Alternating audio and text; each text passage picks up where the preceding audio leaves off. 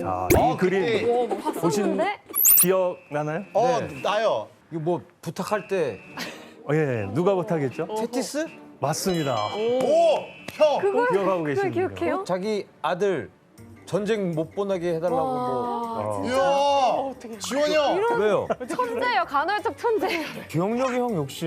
아이 뭐 이걸 기억나죠. 자, 그런데 우리가 주목해야 될 건 테티스 여신이 아니고 제우스입니다. 제우스 하면 떠오르는 이미지들이 있겠죠? 예, 한번 말씀해 보실까요? 제우스 하면 떠오르는 이미지. 신의 왕. 뭔가 모든 일을 그 신화에서 벌어지는 그 일들을 다 꽉 잡고 있는 그런 맞습니다. 신과 인간들의 아버지 이런 식으로 표현이 돼서 세계를 제패하는 이미지가 있죠. 이게 우리가 생각했을 때 원래 신이라는 게 완벽한 존재인데 제우스는 완벽함하고 너무나 왜 이렇게 맞아, 사고를 맞아, 칠까?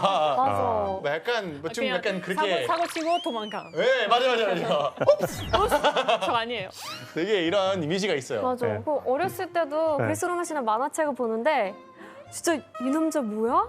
싶을 정도로 모든 여성과 여신들과 다 그 정을 통하잖아요. 너무 충격 먹었던 예. 기억이 있어요. 어쨌든 지금 말씀하신 걸 종합하면 크게 두 가지 이미지가 나오죠. 하나는 세계와 인간과 신을 지배하는 최고의 지배자라는 이미지가 하나 있고, 또 하나는 사고뭉치의 바람둥이의 여성 편력이 심한 그런 말썽꾸러기 이미지가 있죠. 이 두 이미지가 상당히 모순되어 보이고 안 맞는 것 같은데, 사실 이 두 이미지가 같은 맥락에 있다고 볼 수 있습니다. 그래서 오늘은 제우스의 불륜이 불러온 문명의 탄생. 너무 바람을 합리적으로 피는 거 아니에요? 있어요. 문명을 만들기 위해 바람을 폈다. 와.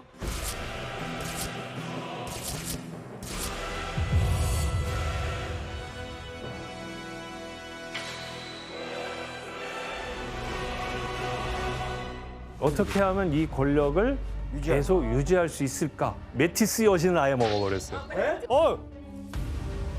정확하게 숨어 있다가 잘라버려요. 제우스의 큰 원대한 계획 속에서 이루어졌다.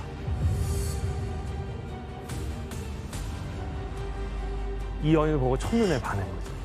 어떨 때는 백조로 변하기도 하고 소로 변하기도 하고 진짜? 구름으로 변하기도 하고 사랑을 나누기 위해서 변신을 하는 거예요. 진짜 이게 막장 드라마보다 더 심하네 이게. 바람을 피워서 태어난 자식들은 다양한 문명을 탄생시키기도 했습니다. 제우스가 황소로 변해서 에우로페를 태우고 다닌 지역 전체를 라고 불렀다. 진짜? 잠깐만. 이시스 여신이 사실은 였다. 야, 다 만들었네. 아주. 신화와 역사 어떤 관계가 있는지 오늘 낱낱이 파헤쳐볼 그런 주제가 되리라고 생각합니다.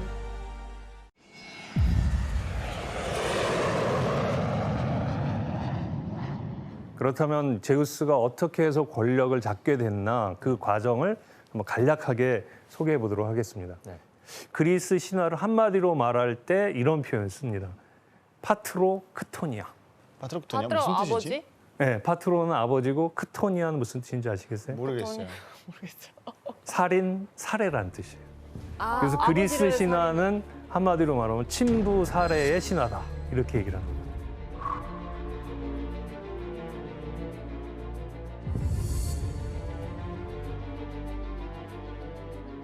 태초에 카오스가 있었다 이렇게 말을 해요. 카오스?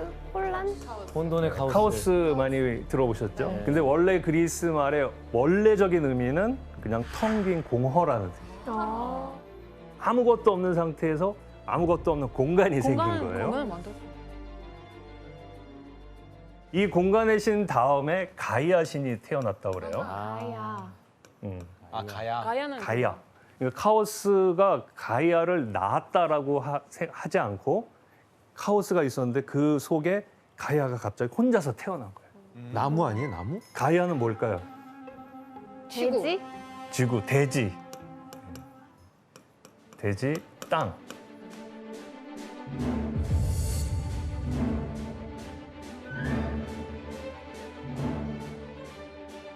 무언가 생기려면 공간이 있어야겠죠. 있어야죠. 오. 그리고 그 공간에서 무언가가 만들어지려면 진료가 있어야 되는데 그 원료적 진료가 바로 흙이라고 이 사람들이 생각한 거죠. 네. 그다음에 이제 에로스가 있었다고 그랬는데 에로스는 사랑. 에로스는 사랑, 욕망 이런 거죠. 이거는 이제 에너지 개념이 될 겁니다. 그래서 공간 속에 어떤 진료가 있는데 거기에 에로스가 작동함으로써 뭔가 이제 생겨나게 되죠.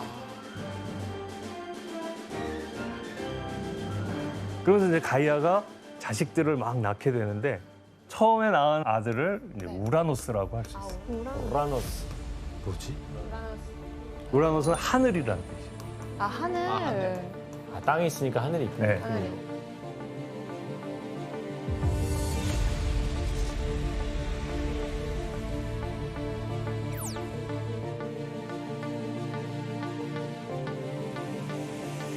그런데 이제 이 우라노스한테 가이아가 뭐라고 그랬냐면 너는 사방에서 나를 이렇게 감싸거라 이렇게 얘기를 했대요.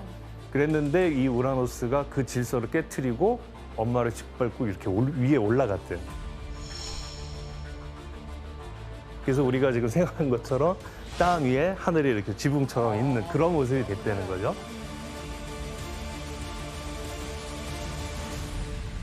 그러니까 첫 번째 세계를 지배한 권력자는 가이아 여신이었어요. 그래서 이걸 신화학자들은 이게 원시 시대 때 인간들도 목의 중심 사회였었는데 그것을 신화적으로 표현한 게 아니냐 이렇게 얘기를 해요. 그러다 이제 우라노스가 엄마를 딛고 일어서면서 위에 군림하는 거를 남성 중심의 가부장적 체계가 이루어졌다. 그때부터 이걸 그렇게 신화적으로 해석할 수 표현한 있구나. 거라는 거예요. 어쨌든 엄마 말 안 들은 우라노스가 세계를 지배하게 된 거죠. 그리고선 둘이 부부가 돼요. 부부가 되죠. 예. 이 둘 사이에 자식들이 막 태어나는데 어마어마한 놈들이 태어난 거예요. 그 손 100개인. 예, 처음에 태어난 게 손 100개 있는 백수거신들이 막 태어난 거예요. 와. 그 다음에 또 자식을 낳았는데 외눈 거신. 그리고서 이제 그 유명한 12 티탄족을 낳게 돼요. 아 디탄. 아 티탄.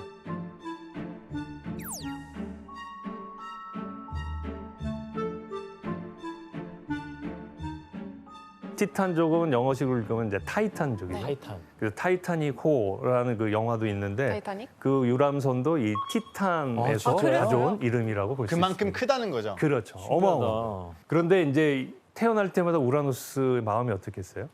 싫어요. 왜 엄청 싫었죠? 무서웠겠죠. 너무 일단 생긴 게 징그럽게 생기고 무섭게 생긴 것도 있지만 자기가 엄마를 짓밟고 일어나면서 권력을 잡은 것처럼 요 놈이 날 밀어내고 권력을 잡으면 어떡하나 이렇게 두려웠던 거예요.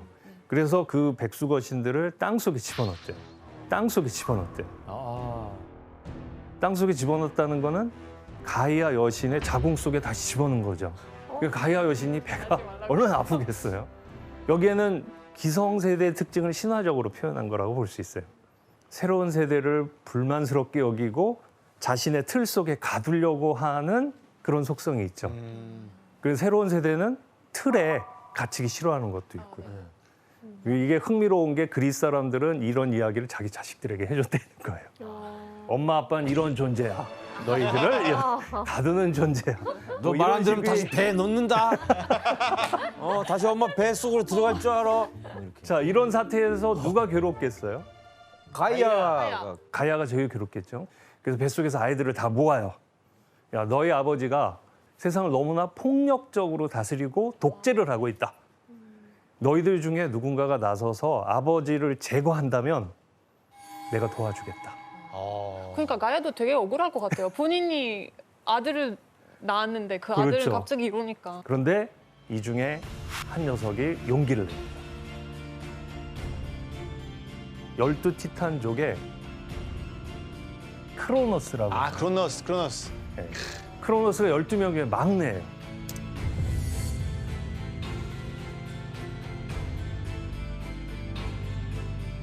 제가 해보겠습니다. 이게 가이아가 너무 기쁘죠. 넌 기특하다. 너 용기 있구나. 그러면서 아다마스라고 하는 금속으로 만든 낫을 하나 줘요. 이 낫을 가지고 기다려라. 아 저런 이름들이 다 게임에 나와. 그죠? 맞아. 그래 아담하스 네, 아다마스의 낫 뭐 이런 거 다 나와요. 그러면서 이제 얘기를 하길 너희 아버지는 밤마다 어둠을 끌어내리면서 나한테 내려온다. 사랑을 나누기 위해서. 그때 네가 정확하게 숨어 있다가 잘라버려라. 거기를. 무엇을? 자 그림 한번 보실까요? 아, 그걸 그림으로. 고래를 잡아와라 했나? 네. 그걸 잡아. 어머. 오케이. 어머나. 오케이. 어머나. 거세네요, 거세. 예. 숨어 있다가 낫으로 잘라버려라. 이렇게 얘기합니다. 그리고 크로노스는 그 말대로 혼자 숨어 있다가 잘라버렸어요.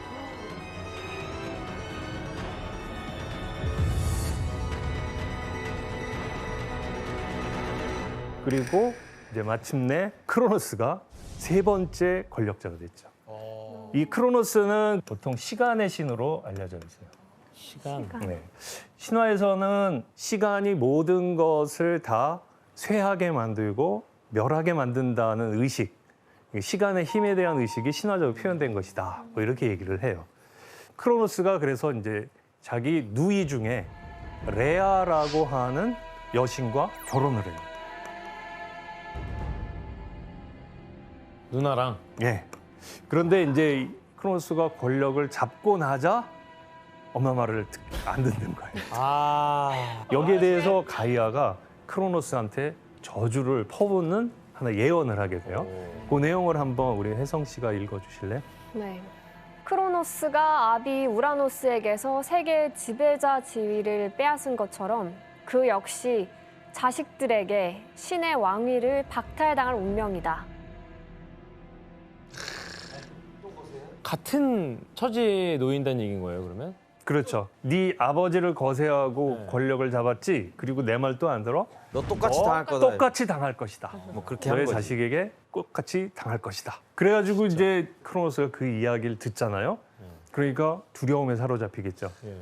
이때 이 크로노스가 자식들이 태어날 때마다 그 아주 두려움에 휩싸여서 했던 일이 있어요. 여기서 오늘의 첫 번째 퀴즈를 한번 내려가겠습니다. 아하. 자, 자식들이 태어날 때마다 이 자식들이 자신의 권력을 빼앗을 거라는 두려움에 휩싸인 크로노스는 태어난 자식들에게 아주 비정상적인 행동을 합니다. 이 행동은 무엇일까요? 아, 알겠다. 정답. 예, 규현 씨. 자른다. 네? 아니, 힘을. 그러니까 아무튼 자식들이 두렵다는 걸 표현한 거긴 아버지한테 한데 했던 것처럼. 예, 네. 오답입니다. 아, 정답. 하늘에 던져버려. 하늘에 던져서 하늘 그래서 속에 막 집어넣는다. 별 생기고 막 그런 거 아닐까요? 그것도 재밌는 생각인데 정답은 아닙니다. 오답입니다. 예. 저도 지원 씨. 규현이처럼 자르기는 하는데 네. 다른 데를 자르죠. 어딜요? 어디? 손을 다 자르는 거야. 손을 왜? 아니네. 어쩔 수 없죠. 내가 안 잘리려면 그렇게 해야지 뭐. 아까 그 사람을 자를 수 있으니까요. 네. 크로노스보다 더 무리무시한 것 같아요. 정답은 아닙니다. 정답. 네, 테리 씨. 먹어요. 예. 아니, 근데 아무리 그래도 먹는다니 그거 자식을 어떻게 먹습니까? 자식을 지구에. 집어 먹는다. 네, 네. 예, 정답입니다. 그 그림 본 거 같아. 맞아. 그래 이거 봤어.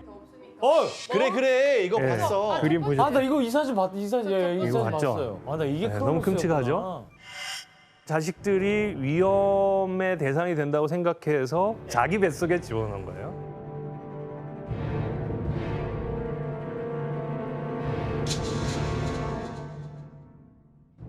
어쨌든 이렇게 해서 모두 삼킨 아이가 5명이었어요. 5명. 5명.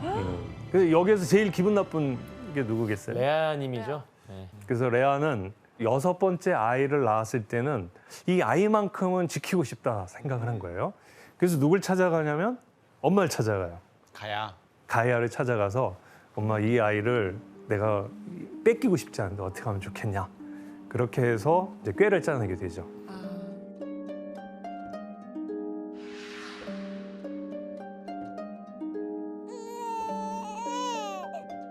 크레타 섬에 몰래 가서 아이를 낳고 대신 돌덩어리 하나를 구해다가 그걸 강보에 싸가지고 포대기에 싸가지고 크로노스에게 간 거예요. 그리고 요번에 나온 6째 아이야 하고 딱 줬어요.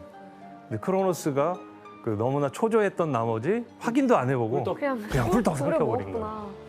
돌이요?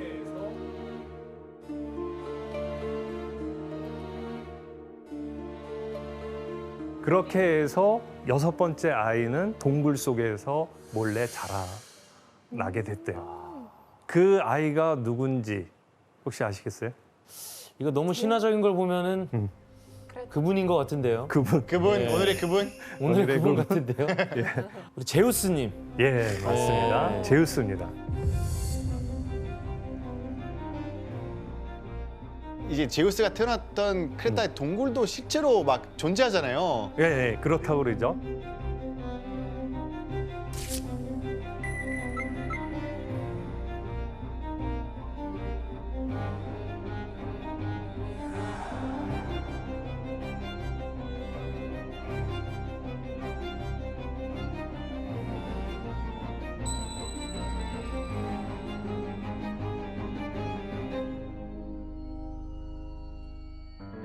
실제로 크레타 섬의 그 동굴이 정말 제우스가 자라난 곳이겠어요?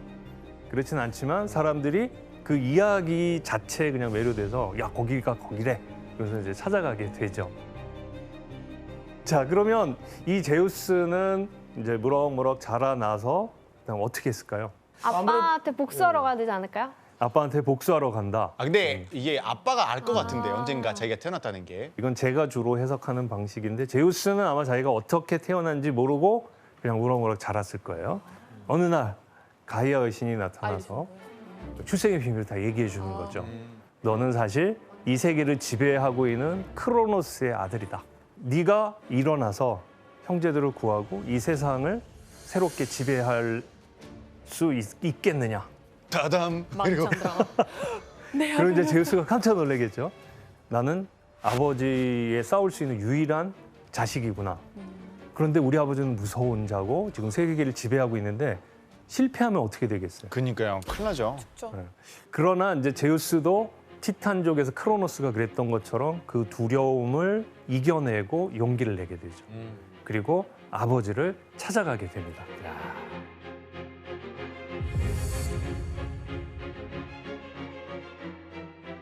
그 찾아갈 때 그냥 갈 수는 없잖아요. 전략을 짜는데 자기가 이렇게 쭉 둘러보니까 이 세상에서 가장 많은 것을 알고 가장 지혜로운 여신이 눈에 띄었어요. 그 여신이 바로 메티스 여신. 그 메티스 여신이 이 약을 먹여와라. 이 약을 먹이면 첫 번째 길이 열릴 것이다. 이 약이 어떤 약일까요? 잠드는 약 그런 거 아닐까요? 아, 크로노스를 잠들게 하는 수면제 같은 거? 소화제 같은 거. 소화제? 소화제? 소화제는 어떻게 돼요? 먹으면 다 아, 소화제 아니고 반대로 이게 뭐가 좀 토하게 구토하는 나온 거. 약. 구토약. 주는 거. 구토 유발제. 야, 구토 유발제. 그또야. 예, 맞습니다. 어? 그래서 그 메티스가 같이 도와줘서 결국 크로노스가 그걸 먹게 되고 크로노스는 자기가 삼켰던 것들의 역순으로 삼켰던 모든 것을 토해내게 되죠. 아이들을. 식들을 다 예. 뱉어요. 예.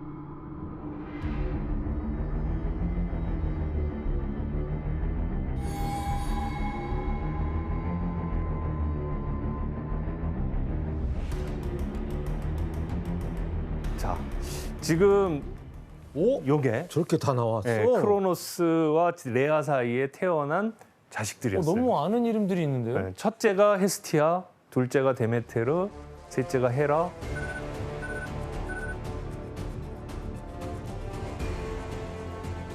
넷째가 하데스, 하데스. 다섯 번째가 포세이돈, 와. 제우스. 그런데 이 상황에서 제우스가 이제 형제들과 힘을 합해서 크로노스에게 대결을 벌이죠. 이때 제우스가 근거지로 삼은 데가 바로 올림포스 산. 아, 올림피스를.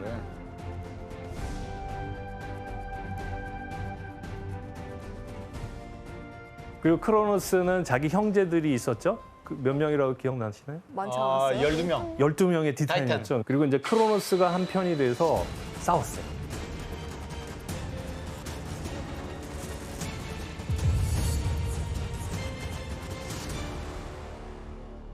이 싸움은 모두 10년 동안이나 이어졌대요.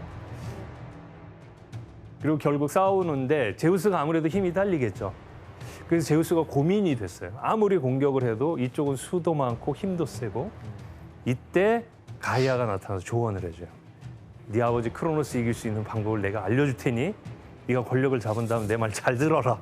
이렇게. 과연 이번에 그래서 좋습니다. 그리고 제우스가 어떤 방법이 있나요? 그랬더니 내 뱃속에 여전히 100개의 손을 가진 맞아. 거신 삼형제와 네. 외눈 거신 삼형제를 가두어 놓고 권력에서 소외시키고 있다. 카이클럽스 그러니까 네가 그리 가서 그 삼촌들을 너의 편으로 삼으면 네가 이길 수 있다. 그렇지. 아주 이렇게 완전 얘기해요. 든든한 아군이네요. 네. 그래서 제우스가 땅 속으로 들어가서 이 삼촌들을 설득해서 이 삼촌들을 아군으로 삼았대요. 그래서 키클롭스 삼형제는 재주가 좋아가지고 무기를 선사했는데 제우스한테는 그 유명한 번개와 천둥을 만들어서 줬대요. 아 진짜? 네.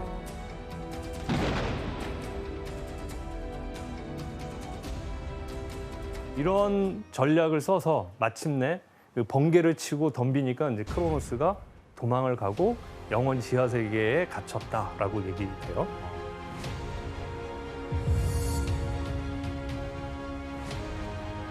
자, 이렇게 해서 제우스가 세상을 지배하는 네 번째 권력자가 된 거죠.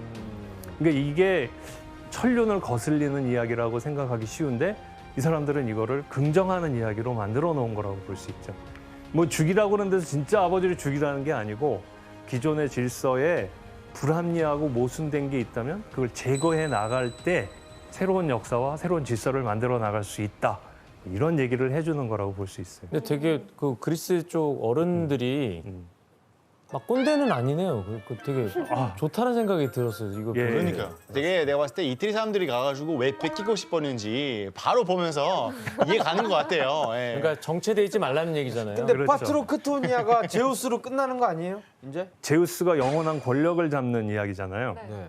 예, 그러니까 이제 계속 이야기만 할 수는 없고 여기에 이제 종지부를 찍겠죠. 그렇지, 계속 죽일 수는 없어요. 네. 그러면서 그 답이 불륜인 건가요? 그 답이 불륜일까요? 아니 근데 설마. 그러니까 제우스 이전에 이렇게 신들을 보면 신들이 얼마 없어요. 그렇죠. 근데 제우스 이후부터는 신들이 엄청 맞아요, 많아지잖아. 맞아요. 그러니까 아우르는 거지. 자, 그럼 이렇게 질문을 던질 수 있겠죠. 제우스가 권력을 잡고 난 다음에 가장 머릿속에 생각하는 게 뭘까요? 자기도 누가 또 뺏을게요. 생각하지 않을까요? 어떻게 아버지처럼 하면 되지 말아야지. 뭐 어떻게 이러겠지. 하면 이 권력을 유지할 계속 유지할 수 있을까? 그 고민을 한 거죠. 제가 생각해 보니까 자기 아버지도 그렇고 아버지의 아버지도 그렇고 가이아 여신도 그렇고 자기가 모든 것을 지배하고 쥐고 지배하려고 했던 것 때문이 아닐까라고 생각했던 것 같아요. 이런 생각을 해서 첫 번째 했던 일이 내가 권력을 잡는 데 도와주었던 존재들과 이 권력을 나누자. 이 생각을 했어요.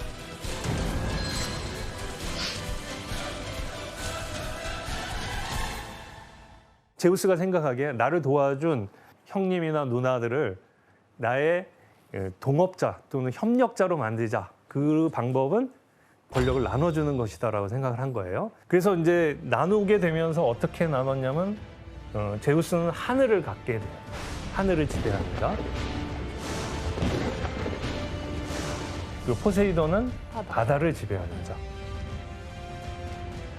하데스는 지하. 네, 지하. 일단 여기에서 이들이 권력을 나누는 방식이 상당히 흥미로워요. 여기서 두 번째 퀴즈로 한번 들어가 보도록 하겠습니다. 그지? 제우스와 포세이돈, 하데스가 평화롭게 권력을 나눴죠. 이들은 어떤 방법으로 세계를 나눠 가졌을까요? 가위바위보. 가위가위보 안 내면 멜기. 예, 그것도 좋은 방법이었을 것 같은데 정답은 아닙니다. 정답. 예, 뭔가 힘겨루기를 해서 응. 제일 힘센 사람이 가장 갖고 싶은 것부터 갖는 방법으로. 공정한 경쟁 속에서 이긴 자가 자기가 갖고 싶은 걸 갖게 한다. 왜냐면 제우스는 자기가 제일 세니까 좀 자신 있지 않을까요? 자기 자신이 있어서 그것도 뭐 좋은 방법일 수 있는데 정답은 아닙니다. 아닙니다. 정답. 예, 규현 씨. 왜냐면 그렇게 뭐 뭔가를 두고 경쟁을 하게 되면 또 나중에 또 불만 있는 사람이 생겨요. 그렇죠. 제비 뽑기죠. 불만을 뽑기로 그럼 잘 뽑았네요 제우스가. 잘 뽑았죠. 운 좋게. 불만을 없애는 방법으로 완전 알겠다. 공정하게. 예, 정답입니다. 진짜? 잠깐만. 이해가 안 되죠? 예. 어떻게 그런데 아까 내가 제일 혜성 이해하는 씨가 혜성 씨가 말한 것처럼 서로 실력을 놓고 경쟁해서 이긴 자가 가져가도 될 것 같은데 그러면 이제 불만이 있을 수 있다는 거. 왜 그 종목으로 하냐? 혹시 자기가 더 좋은 종목으로 한 거 아니냐? 이런 식의 불만이 있을 수 있다는 거죠. 네. 그래서 실력이 비슷하거나 조건이 비슷할 때 그리스 사람들이 가장 공정하다고 생각한 게 제비뽑기래요. 잘 뽑았네 제우스가. 진짜.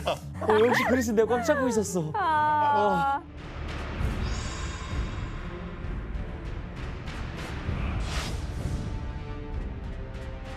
그래서 이 신화는 나중에 특히 아테네 민주정이 세워졌을 때 거기에서도 그런 방법을 씁니다.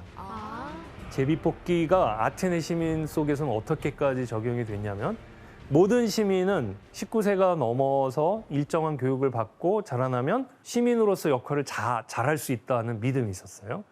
그래서 재판이 벌어질 때 우리는 지금 판검사가 있고 변호사가 있고 그러잖아요. 거기선 재판이 열리면 자기가 자기를 변호하거나 상대를 고소해야 돼요. 그리고 판결은 누가 내리냐면 법률 전문가인 판사가 따로 있는 게 아니라 시민들 사이에서 제비를 뽑아요.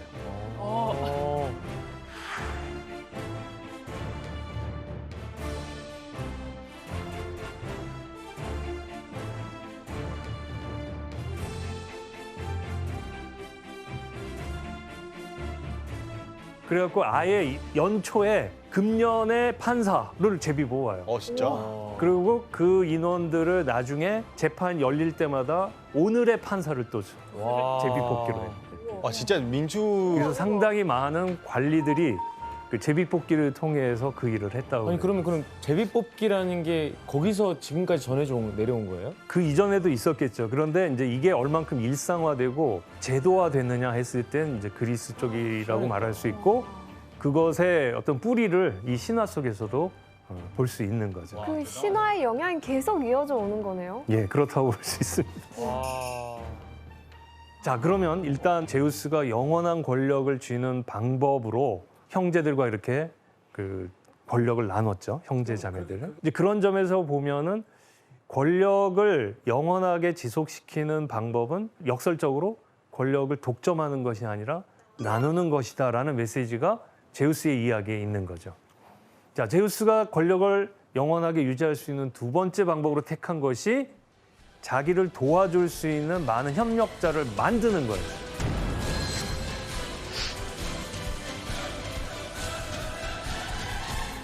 만든다는 건 두 가지 의미가 있겠죠. 기존에 있는 신들을 자기 편으로 끌어들이는 것과 아예 만든. 새로 만드는 거죠. 근데 새로 만드는데 다른 신들이 만드는 것보다는 본인이 만드는 게. 내가 만들어야겠다라고 생각을 하는 거예요. 그래서 제우스가 제일 먼저 택했던 여신이 아까 그 여신 아닌가? 메티스? 네, 메티스 여신. 메티스 여신이 아까 자기에게 약을 주는 걸 알려줬잖아요. 그래갖고 이 여신의 자식을 낳으면 똑똑하고 나랑 같이 이 세상을 지배하는데 도움이 되겠구나. 지혜의 그래서- 신이니까. 예, 그래서 메티스 여신이 공식적으로 제우스의 첫 번째 여신이 돼요. 그런데 어떤 신탁이 내려지냐면 메티스가 딸을 낳을 것이다. 그리고 그 다음에 아들을 낳을 텐데 그 아들이 제우스를 밀어내고 권력을 잡을 또? 것이다. 제우스를 밀어내고 권력을 잡을 또? 것이다. 진짜. 또 진짜. 제우스가 어떻게 했을까요? 뭐 먹든가 뭐 어떻게 해야죠. 자르든 먹든 뭐. 정답. 먹었어요? 먹어버렸어요. 진짜로? 에? 메티스 여신을 아예 먹어버렸어요. 아, 메티스 어떻게 먹지? 와이프를? 네, 아예- 메티스를 먹어서 아이를 아예 못 낳게 한 거예요. 못 낳게? 그런데 알고 봤더니 메티스가 먹히기 전에 이미 아이를 갖고 있었어요. 에? 그래갖고 이게 머릿속에서 아이가 자라나는 거예요. 그 메티스와 함께. 그리고 어느 날 제우스가 너무 머리가 아픈 거예요. 머리가 깨질 것 같이 아픈 거예요. 그래서 왜 그런가 그랬더니 프로메테우스가 딱 보니까 이거는 메티스를 집어삼켜서 그런 것이다. 그래갖고 도끼로 머리를 팍 쳤어요.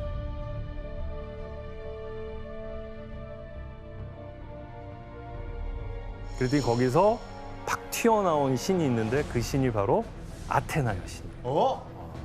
지혜의 여신 아테나.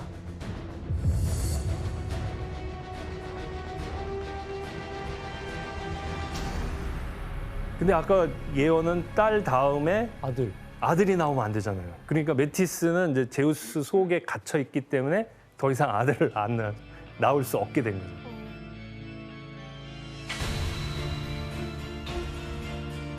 그 다음에 이제 테미스 여신하고도 관계를 맺어요. 자기 누이 중에 데메테르 여신과도 사랑을 나눠서 자식을 낳죠.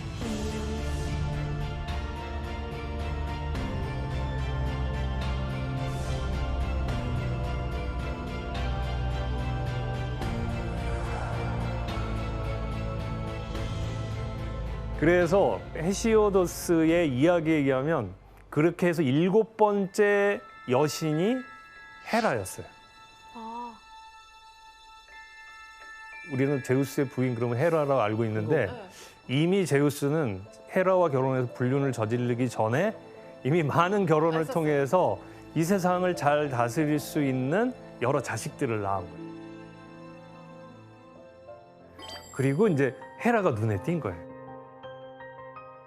그래갖고 헤라와 결혼을 하려고 그러는데 이 헤라가 거절을 하는 거예요. 나 그렇게 쉬운 여자 아니야. 자, 그러면 제우스는 어떻게 헤라에게 접근했을까? 자, 일단은 네. 제우스는 좀 변신도 많이 있으니까 예. 변신했을 것 같아.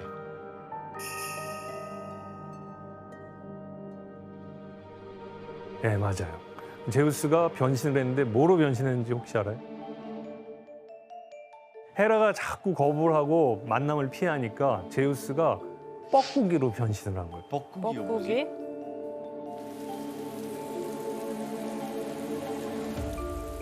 뻐꾸기로 변신해서 헤라한테 날아가니까 헤라가 이거 웬 뻐꾸기야 그러고서 자기 품에 이렇게 안았는데 갑자기 제우스가 된 거예요. 아이고. 그래서 둘이 사랑을 나누고 너무 허무한데? 그 둘 사이에서 누가 태어나냐면 이제 여러분들이 잘 알고 있는 아레스와 헤파이스토스가 돼요. 아. 헤파이토스는 대장장이잖아. 네, 그래서 아레스는 그 당시에 전쟁이 많으니까 전쟁의 신으로 삼고 대장장의 신이 바로 이 둘 사이에서 태어난. 자, 이렇게 해서 제우스는 헤라를 이제 자기의 아내로 삼아서 자식을 낳았잖아요. 그리고 이제 헤라가 네가 나를 아내로 삼은 한 이제 더 이상의 다른 여자를 그 아내로 삼을 수는 없다. 이렇게 선언하고 나와버렸어요. 그리고 자신이 정말 그 제우스의 정실 부인으로서 군림을 한 거죠. 제우스가 여기에 굴했을까요?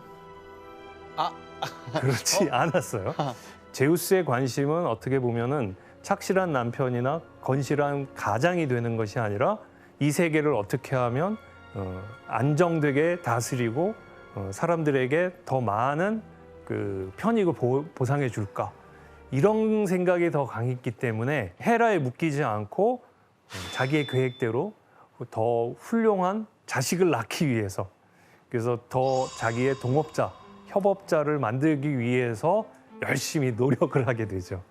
그 노력 자체가 한편에서 보면은 그게 불륜이고 바람을 피우는 거라고 볼 수 있겠지만 또 제우스 입장에서 권력의 입장에서 보면은 자신의 권력을 확장시키고 확고히 해 나가는 것이라고 생각할 수 있는 거죠.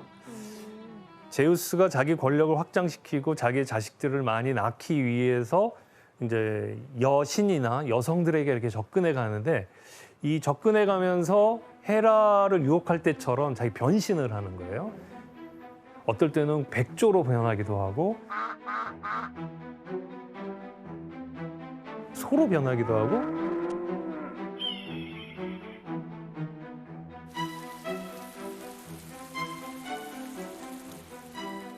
또는 어떤 다른 신으로 변하기도 하고 인간으로 변하기도 하고 왜 이렇게 변할까요? 여자들이 거부하면은 그렇게 하는 거 아닌가요? 헤라 들통 안 나게.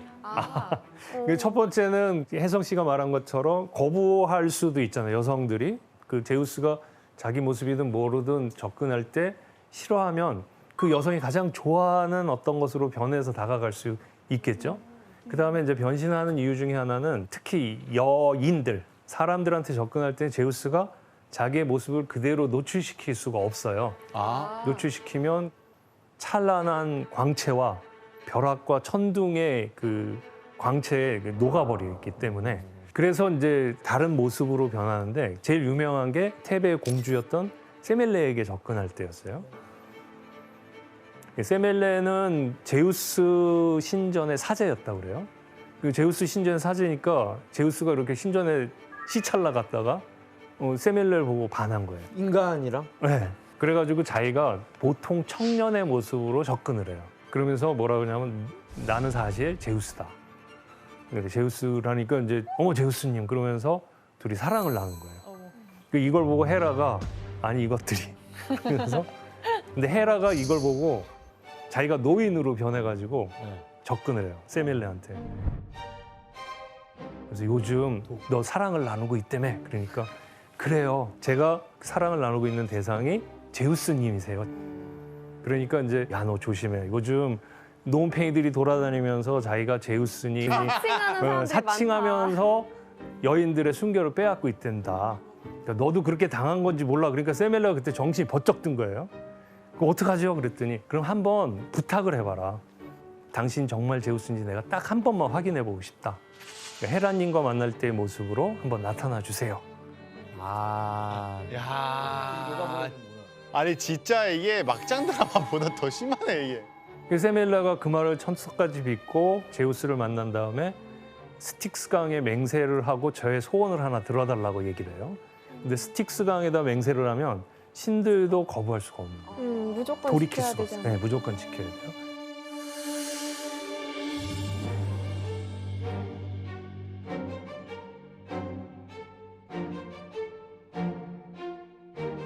무엇이 소원이냐고 물어봤더니 한 번만 제우스님의 원래 모습대로 저에게 나타나 주세요.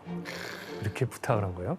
제우스가 그것만은 안 돼 했는데 이미 얘기를 다 해버린 거예요. 그리고 자기도 맹세를 했던 거기 때문에 돌이킬 수가 없었죠. 제우스가 나타나자 세멜레가 감당을 못하는 모습이죠. 인간이니까. 네. 살과 뼈가 녹아내려요. 그리고 제우스는 슬퍼하겠죠. 슬퍼하고 있는데 딱 보니까 이미 세멜레의 뱃속에 아이가 하나 있는 거예요. 그래서 그 아이를 꺼냈어요, 제우스가. 꺼내서 자기의 허벅지에 넣어.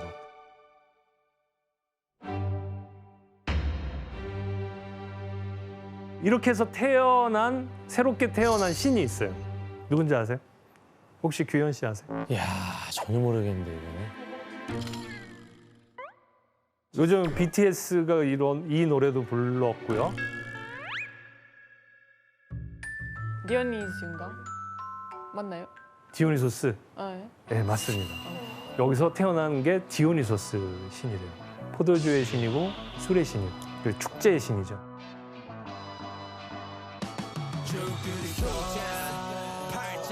지금까지 보면은 제우스는 자신의 권력을 쥔 다음에 그 권력을 유지하기 위해서 많은 신들과 자식들을 낳죠. 그 중에서 이제 똘똘한 신들을 모아서 소위 말하는 올림포스, 자기가 싸웠던 근거지인 올림포스의 12신 체제를 만들게 돼요. 지금 보시면 그 제우스의 형제 자매 6명 있었죠? 자기 네네. 포함해서. 그 중에 4명하고 여기에 8명. 아테나, 아폴론, 아르테미스, 아레스, 아프로디테, 헤파이소스, 헤르메스, 디오니소스 8명이죠.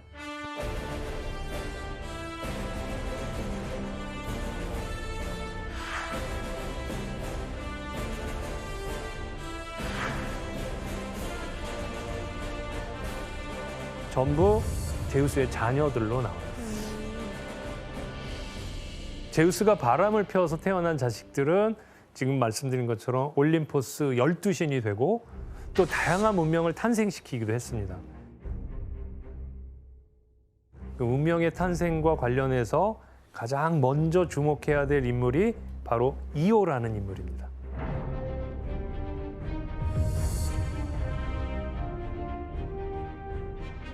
어느 날이었어요. 그러니까 제우스가 이렇게 세상을 둘러보게 되죠. 세상을 둘러다 보니까 아르고스라는 지방에 레르나라고 하는 강가에 한 예쁜 여인이 보이는 거예요. 이 여인을 보고 첫눈에 반한 거죠. 그래서 이렇게 다가갔는데 이 여인이 도망가는 거예요. 나 싫다. 이러면서. 그러니까 제우스가 여기서도 변신의 능력을 보여줘요. 그래서 구름으로 변해가지고 그 이오를 감싸버려요. 근데 이제 하늘에서 이 모든 걸 지켜보고 있는 여신이 헤라. 있어요. 헤라가 보는 거예요. 그러니까 다급한 나머지 제우스가 어떻게 했냐면 이번에는 상대를 다른 걸로 변신시켜요. 암소로 변신시킨 거예요. 그리고 이제 헤라가 당신 뭐 했어? 그러니까 소랑 했지? 근데 내가 소 좋아하잖아. 능청을 떠는 거예요. 헤라가 보니까 이 눈치도 백단 아니에요. 아닌 것 같은 거예요. 이거 소야? 그러면서 그러면 나 줘. 그러면 이제 이거 안 준다고 그럴 수 없잖아요. 그러니까 제우스가 알았어 그러고 이걸 헤라한테 넘겨요. 그리고서 눈이 100개 달린 그 괴물이 있어요. 아르고스라고 하는. 그 눈이 100개예요. 잠잘 때도 50개만 감고 50개가 떠 있어요. 아 진짜? 대단한데. 하루 종일 감시를 할 수 있는 걸 붙였어요. 그래서 24시간 감시 체제를 아르고스 시스템이라고 그러기도 해요. 그러니까 이오가 얼마나 괴롭겠어요. 그래서 막 이렇게 떠도는데 제우스가 헤르메스를 보내가지고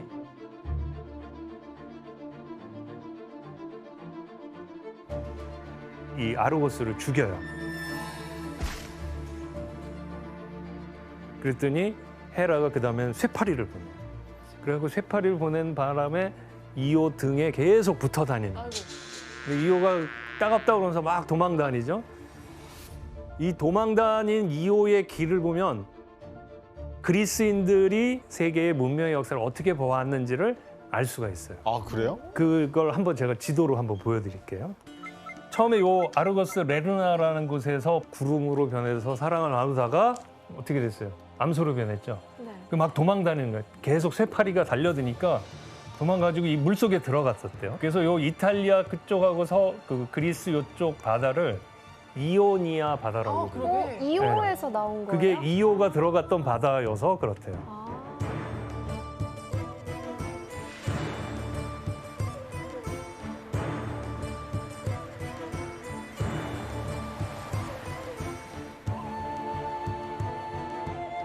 그래서 여기 들어가도 계속 쫓아오는 거예요. 그러니까 뭐 여기 지금으로 말하면 북쪽 끝까지 갔다는 거예요. 북쪽까지.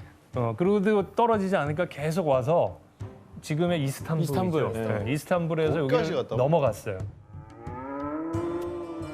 이오가 넘어갔던 해협을 보스포러스 해협이라고 불러요. 근데 보스라는 말이 뭐냐면 암소란 뜻이에요. 아. 그리고 포로스라는 말이 뭐냐면 길이란 뜻이에요. 아하. 그러니까 암소가 되어서 걸어갔던 길이다 이거죠.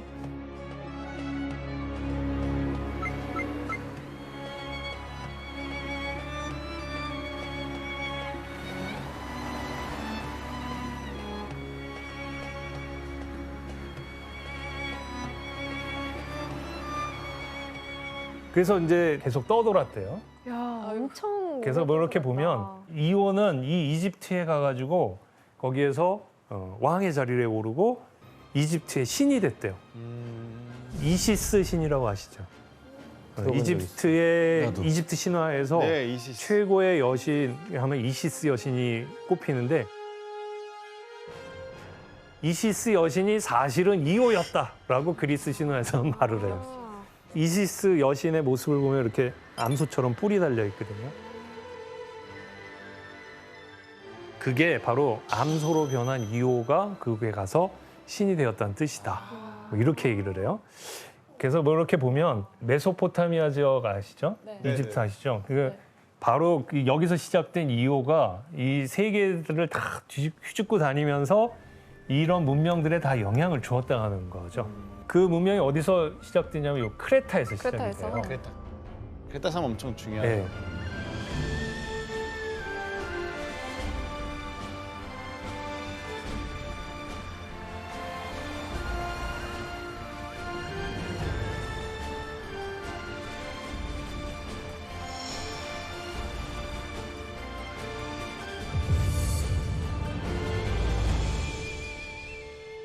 서양 문명의 어떤 뿌리라고 할 수 있는 시발점이라고 할 수 있는 그곳의 이야기로 들어갈 건데 어떻게 시작하냐면 이제 이 2호의 계보를 한번 볼까요? 아우 뭐야. 어지럽죠?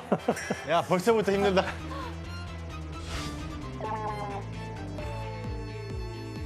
여기에 나오는 지금 제우스가 뭐 제우스 1, 2 이런 게 아니라 그냥 하나의 유일한 제우스인 거잖아요. 제우스. 네. 이걸 보면 2호를 제우스가 사랑하면서 이제 마치 그리스에서 모든 문명이 이집트, 메소포타미아 쭉 나온 걸로 되죠. 그 자식이 에파포스라는 애가 있고 에파포스랑 멤피스는 이게 이집트에 있는 어떤 지명의 이름이기도 해요. 네 맞아요 메피스는 그리고 거기에서 리비아라는 딸이 나왔다는 거예요. 리비아? 리비안 나라잖아요. 나라 이름인데 그게 바로 제우스 2호의 자식이 되는 거예요. 야 다 만들었네 아주. 여기서 보면 벨로스랑 아게노르라는 두 자식이 나오는데 벨로스는 잘 보면 뒤에 아이깁토스라는 아들을 낳죠. 아이깁토스가 이집트예요. 아. 그러니까 이집트는 2호의 한참 자손인 거예요. 이런 식으로 설명을 해요. 자, 그리고 이쪽에 보면 이 아게노르가 자식을 낳는데 에우로페라는 애를 낳아요. 아하. 주목해 봐야 될 게 요 족보예요. 에우로페를 딱 보고 제우스가 반한 거예요. 근데 이제 접근하려면 그냥 접근할 수가 없겠죠. 뭔가로 변신을 해요. 요번에도 뭐로 변신했는지 혹시 아시는 분 계시나요? 미노스 쪽 소. 맞아요. 네, 황소로 변해요. 아주 하얀 빛에 막 윤이 번쩍번쩍 나는 그런 소로 변했다는 거예요. 근데 무섭잖아요, 사실 소가 어마어마한 등치에. 그래서 에우로페도 처음엔 무서워했다가 이렇게 보니까 너무 이쁜 거예요. 그래서 소에게 다가가요. 그래서 어루만지니까 얘가 얌전히 있어요. 그리고 갑자기 또 이렇게 낮추면서 타라는 듯이 등을 내보이는 거예요. 어머. 그러니까 에우로페가 이거 한번 타봐? 그래서 올라탔어요. 그러니까 갑자기 이 황소로 변한 제우스가 벌떡 일어나더니 바닷속으로 뛰어듭니다. 제우스가 에우로페를 태고 막 여기저기 돌아다녔다는 거예요. 그래서 어떤 전설까지 남아있냐면 제우스가 황소로 변해서 에우로페를 태우고 다닌 그 지역 전체를 에우로페라고 불렀다. 아, 그거 다. 예. 유럽배 유럽. 예. 유럽. 유럽. 그대로 쓰면 유럽이죠. 에우로페. 진짜? 그래서 이제 나중에 유럽 통합할 때 있잖아요. EU를 만들 때 도대체 유럽이 이렇게 흩어져 있는 유럽이 왜 하나의 연합으로 묶여야 되는가? 이 정당성을 찾기 위해서 에우로페. 거기까지 간 거예요? 네, 경제, 정치, 사회학자들은 나름대로 그 분야의 그 근거를 찾았는데 저 같은 서양 고전학자들은 이 에우로페 신화를 가져왔대요. 야, 이거 통합이라는 현실적인 필요를 채우기 위해서 허구를 가져오는 거예요. 그리스 로마 신화가 정치 논리가 되기도 하는 거네요. 그렇죠. 그래서 또 EU 본부에 가면은 저런 에우로페 사진이나 상징물들이 곳곳에 우와. 있다고 그래요. 네. 네. 그리스에서 쓰는 동전 중에 2유로짜리 뒤에 보면 이렇게 에우로페 모양이 그려져 있고 자 이렇게 돌아다니던 제우스가 마침내 어디에 도착하냐면 크레테에 도착했다는 거예요. 아그 아까 그 섬. 네. 그 섬. 크레테에 도착해서 3명의 아들을 낳고 그 중에 하나가 바로 미노스였다는 거죠. 미노스. 그리고 이제 이 미노스가 만들어낸 문명, 크레타 섬 문명이 미노스 왕의 이름을 따서 미노아 문명이라고 부르는데 보통 그리스 문명을 얘기할 때 그 문명의 역사를 크게 미노아 문명부터 시작한다고 그래요. 근데 미노아 문명 자체가 그리스의 본격적인 문명이냐 아니냐는 논란의 여지가 있지만 미노아 문명이 서양 문명의 시발점이 됐다고 하는 거에는 많이들 동의를 해요.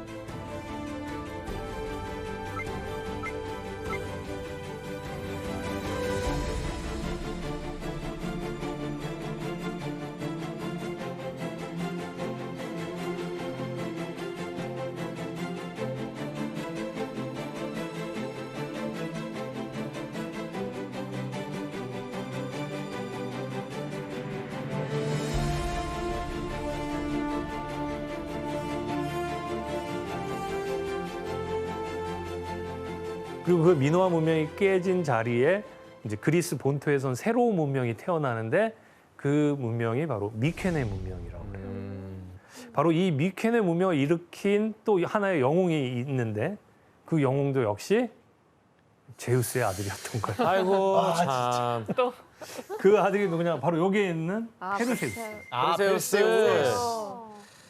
자, 이 페르세우스 얘기를 하기 위해서 우리가 두 번째 여행지로 떠나가야 페르세우스의 고향인가요? 예, 야. 고향은 아니고 페르세우스가 전환기를 맞이하는 그런 장소예요. 예, 또 어떤 곳으로 가서 이야기 펼쳐질지 정말 궁금합니다. 바로 떠나보시죠. 가시죠. Let's go! 교수님, 세리포스 섬은 제가 뭐 그리스 섬은 꽉 잡고 있는데 아 이번엔 또 처음 들어보는 섬이거든요. 미치겠다 예. 정말. 근데 그 미노스가 중심이 됐던 미노아 문명이 무너지고 그리스 본토, 특히 펠로폰네소스 반도에서는 미케네를 중심으로 한 미케네 문명이 새롭게 일어서게 됩니다.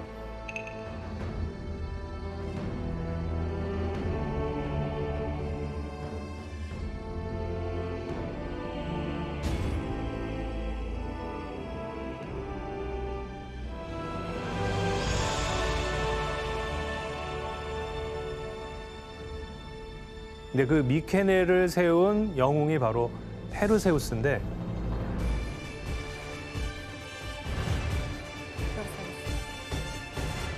이 페르세우스의 인생의 전환기가 마련된 곳이 바로 이 세리포스 섬입니다. 아, 거기서 전환기가 생겼군요. 여러분들 그 라푼젤 얘기 다 아시죠? 네, 머리 네, 엄청 머리 길고 네. 이 라푼젤 이야기의 원조쯤이 될 수 있는 이야기가 바로 이 페르세우스의 탄생 이야기랑 연관이 되어 있어요. 아, 근데 진짜 보면 새로운 유럽의 이 스토리들이 다 그리스 신화라거나 이런 거 되게 많다 하더라고. 거기서 모티브가 많이 온 것 같아요. 예, 맞아요. 아까 이오가 출발했다는 그 도시 이름이 아르고스라고 그랬었죠. 네. 아크리시오스라는 사람이 그 아르고스라는 곳에 정착을 해서 아르고스의 왕이 되는데 근데 이제 아크리시오스가 왕 노릇을 하고 있는데 신탁이 내려진 거예요. 바로 너의 딸 다나에가 아들을 낳으면 그 아들에 의해서 죽음을 당할 수 있을 것이다. 그러니까 아크리시오스가 이 다나에를 보는 눈빛이 그다음부터 좀 달라지겠죠. 내 사랑하고 예쁜 딸이지만 이 아이가 결혼을 해서 아이를 낳는다면 내가 죽을 수도 있겠구나. 이런 생각 때문에 그 딸아이를 어렸을 때 성탑 위에다가 청동방을 만들고 거기다 가두게 됩니다. 아무도 접근을 할 수 없도록.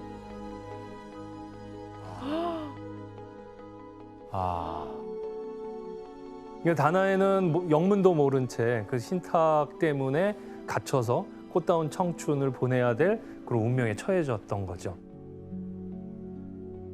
근데 그 이 모습을 보고 있었던 신이 있었습니다. 제우스 아니에요 또? 바로 제우스입니다. 예, 제우스가 딱 보기에 너무나 아름다운 여인이 저 속에 갇혀서 지낸다는 건 이건 있을 수 없는 일이다.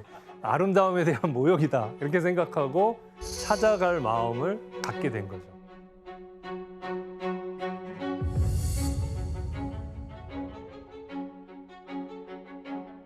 그래서 한번 가봤는데 정말 틈새도 없이 청동방을 만들어 놓았기 때문에 제우스조차도 어떻게 들어가야 될지 잘 방법을 못 찾았던 거예요.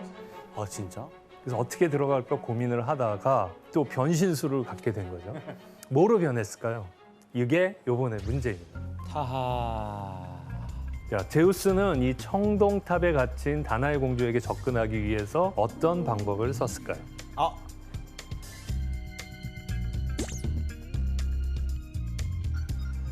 정답!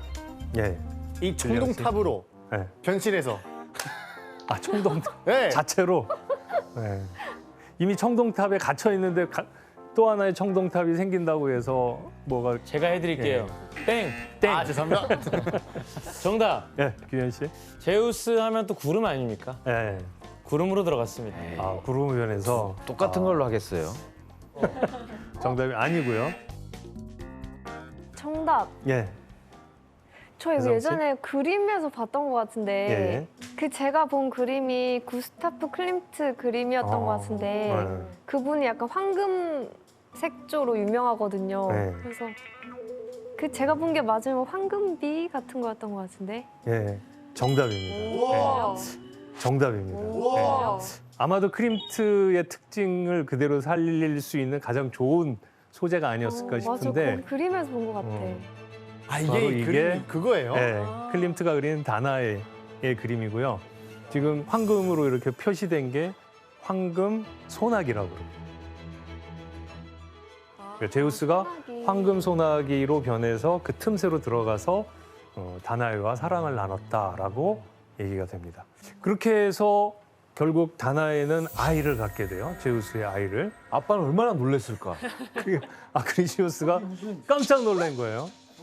아니 도대체 여기다 가놨는데 어떻게 애가 생겼지? 그리고 다나이한테 물어봤더니 사실은 나도 모르는 사이에 비가 이렇게 스며들더니 그 비가 황금비였고 알고 보니 그분이 제우스였다. 그러니까 이 아이는 제우스의 아이입니다. 이렇게 얘기를 하니까 아크리시오스가 뭐 어떤 대답을 하겠어요? 태어나면 큰일 나고 그렇다고 내가 나 목숨 살리자고 딸을 죽이기도 그렇고 딸을 죽인다 하더라도 제우스의 아들에게 손을 대기가 이제 두려웠던 거죠. 그래서 어떻게 했냐면 나무 괴짝을 짜가지고 거기다가 다나에와 그 어린 아이를 집어넣었어요. 그리고 못을 받고 바다에 던졌어요.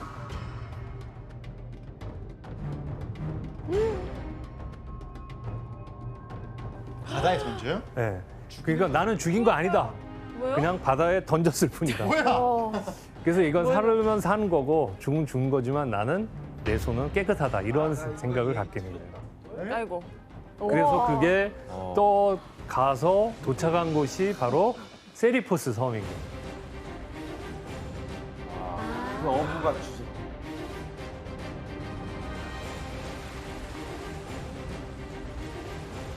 딕티스라고 하는 사람인데 이 어부가 이상한 괴짝이 오니까 열어보니까 거기에 기진맥진한 거의 죽음 상태에 있는 아이와 그 여인이 있었던 거예요. 그래서 이 여인과 아이를 잘 보살펴줘서 기력을 회복하게 했다고 그러죠. 그래서 이제 그 아이가 무럭무럭 자라는데 그 아이가 바로 페르세우스였던 거예요. 페르세우스. 근데 이 세리포스 섬에 폴리덱테스라고 하는 왕이 다스리고 있었어요. 근데 이 폴리덱테스는 아까 어부의 형이기도 했어요. 근데 자기 동생이 어떤 여인과 살고 있더라 하는 소문을 들은 거죠. 그리고 그 찾아가 보니까 다나이와 어린아이가 있잖아요. 보니까 여인이 너무 아름다운 거예요. 그래서 접근하려고 그랬더니 이 다나이가 거부를 하는 거예요. 사실 거기서 그 청혼을 받아들이면 왕비로서 잘 살아갈 수 있는 거잖아요. 근데 다나이는 그 길을 거부하고 내 아들을 잘 키워야겠다. 이 아들은 그 제우스의 아들이니까 이런 생각을 한 거죠. 그러니까 그 폴리덱테스는 더더욱 그 몸이 다른 거죠. 어떻게 하면 이 여인을 나의 아내로 맞을까? 그래서 이제 이 폴리덱테스가 수를 쓴 게 아주 성대한 만찬을 벌여요.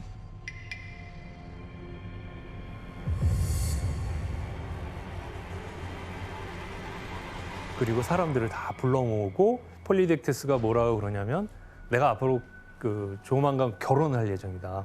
근데 내가 청혼할 사람에게 그 선물을 해야 되는데 이 여기에 모인 남성들 중에 이 청혼의 선물로 깜짝 놀랄 만한 것을 제시한다면 내가 그 사람을 인정하겠다.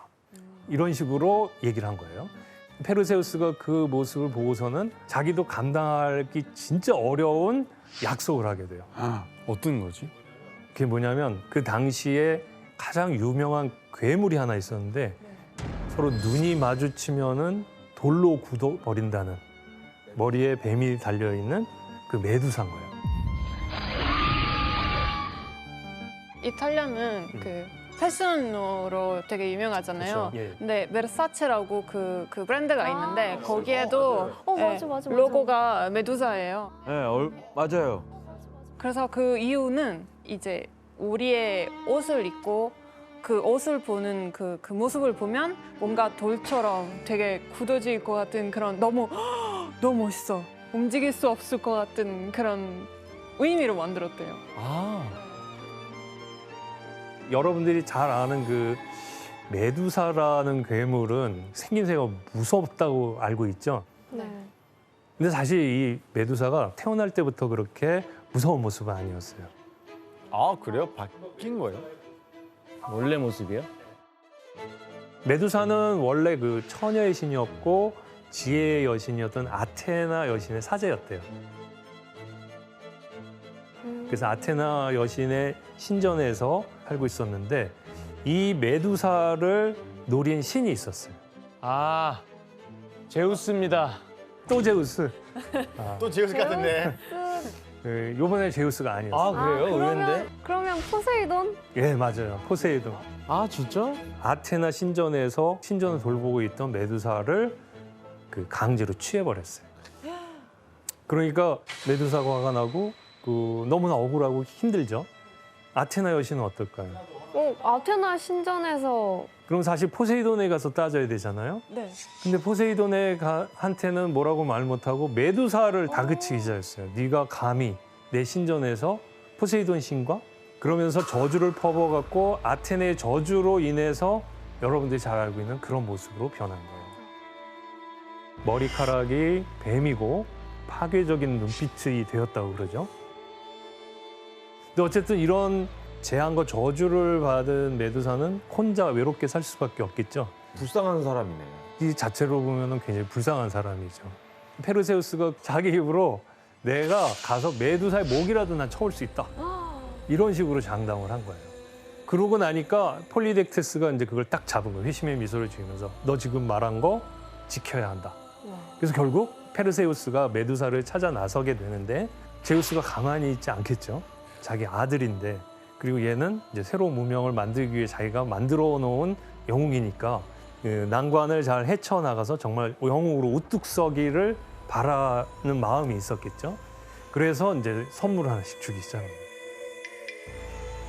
일단 제우스가 준 게 뭐냐면 칼이 필요하겠죠. 싸우려면 칼이 필요하니까 칼을 줬는데 그 칼이 크로노스가 우라노스를 거세할 때 썼던 아다마스 그 금속으로 만든 거예요. 와 엄청난 거네. 네, 하르페라는 칼이고요. 그다음에 이제 아테나 여신도 방패를 준 거예요. 이게 청동으로 된 거울처럼 반짝반짝 빛난다는 거예요. 그리고 이제 헤르메스는 신발을 주죠. 탈라리아라는 신발. 그다음에 만약 이제 이거를 잘랐을 때 그 머리통을 담을 수 있는 그 키비키스라는 것도 선사 받아요. 그래서 이 모든 걸 가지고 이제 날라서 가겠죠. 여기 모든 아이템, 득템 다 하고 간다니까. 그러네. 풀 착장하고.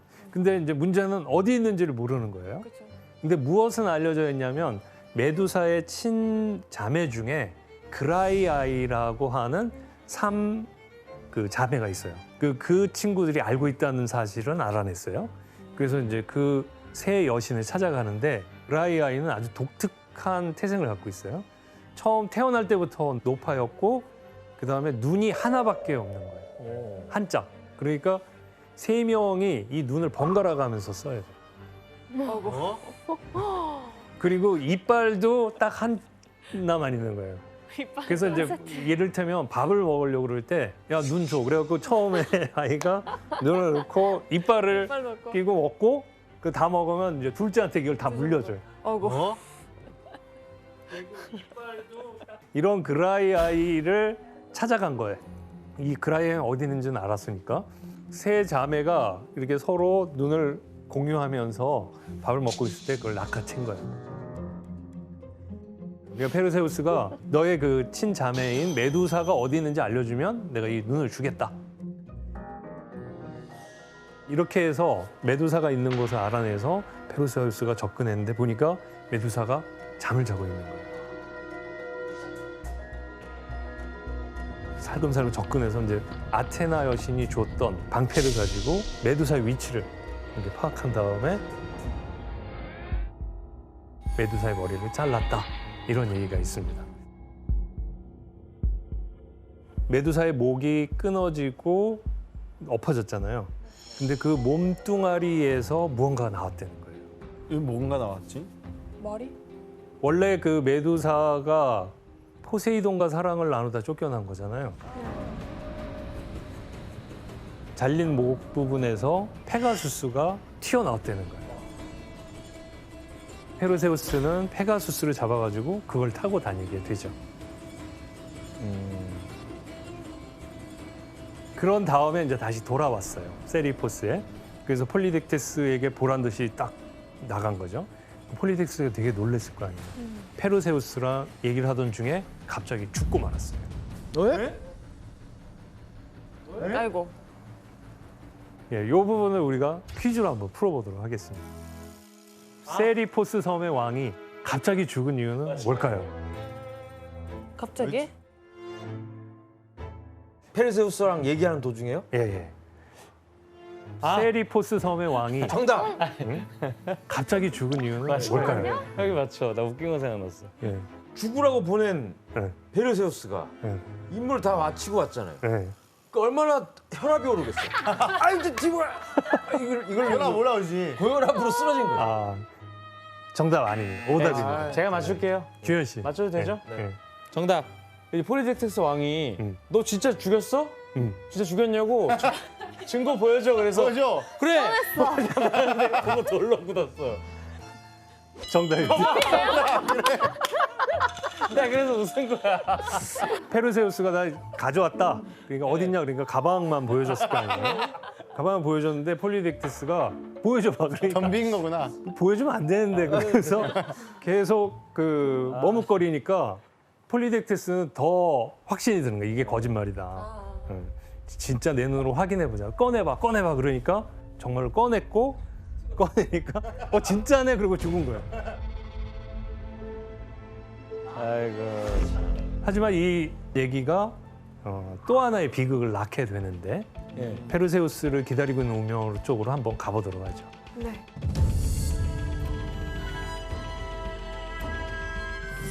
페르세우스 자신은 자기의 신탁이 어떤 건지 몰랐을 가능성이 있어요. 아. 그러니까 이 버림받은 페르세우스는 당연히 고향으로 돌아와야 된다고 생각을 했던 거죠. 나의 외할아버지를 만나야겠다. 그래서 쭉 가서 아르고스에 도착하는데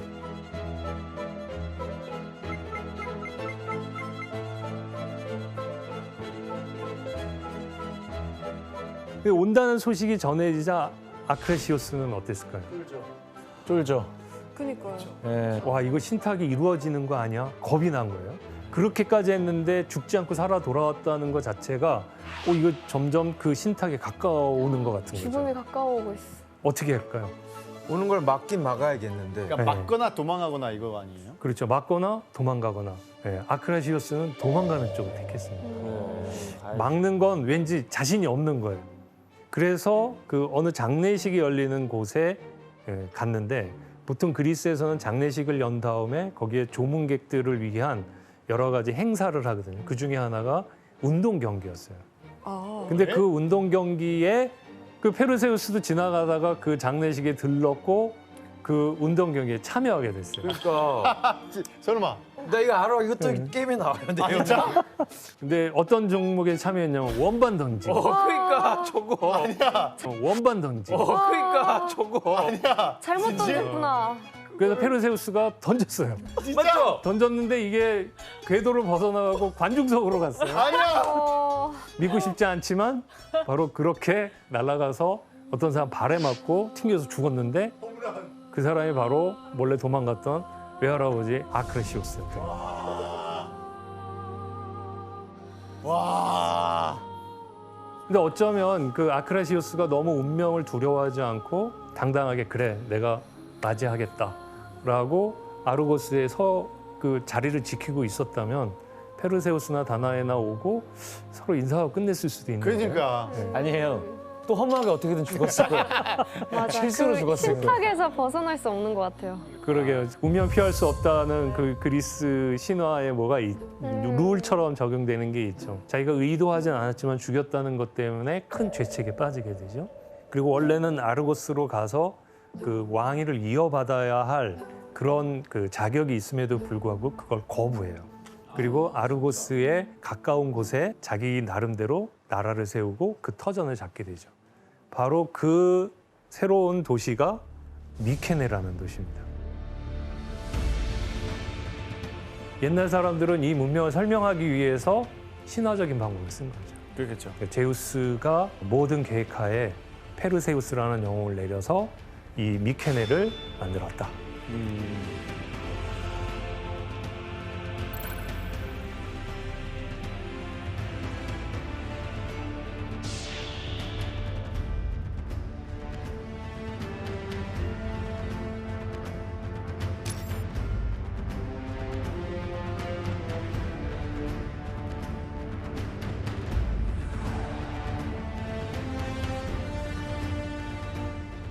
즉 이 문명은 제우스가 내린 문명이다라는 그런 자부심과 믿음을 주는 그런 얘기가 되는 거죠. 제가 이제 마지막으로 준비한 사진을 한번 보여드리겠는데 그리스에 있는 신전들이 아니에요. 요르단, 아프리카, 터키 이런 쪽에 있는 거거든요. 그러니까 어떻게 보면 이렇게 그리스 로마 지역이 아닌 곳에 요르단이라든가 터키라든가 아프리카 이런 게 남아있는 것은 그리스 로마 문명의 확산 속에서 이렇게 된 거고 이렇게 세운 거는 어떻게 보면 실제 역사라고도 볼 수 있겠죠. 그들이 역사 속에서 신화를, 종교를 어떻게 받아들이고 어떻게 자신의 삶 속에 집어넣었는가. 베르사체라든가 에르메스라든가 이런 브랜드 이름에 뿐만 아니라 그 천문학 용어에서 쓰이는 별자리들 그렇죠. 그리고 태양계 전체를 지칭하는 이름들이 다 그리스 신들의 이름인 거예요.